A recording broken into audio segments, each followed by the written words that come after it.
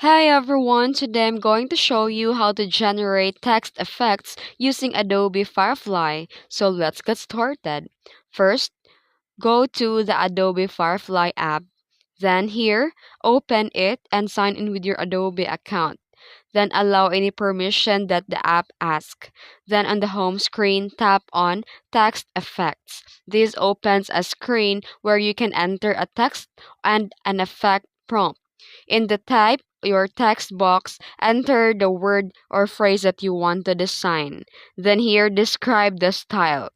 Type how you want the text look, for example like this, and also you can customize it. You can change the font style, the text effect, fit, the background color, font size, or layout. Then tap generate button and wait for the Firefly to create an AI designed text images and browse through your style shown. And once you're happy with the result, tap download and the image will be saved to your phone's gallery or downloads folder. And that's it. If you found this video helpful, don't forget to like and subscribe for more tutorials. Thanks for watching.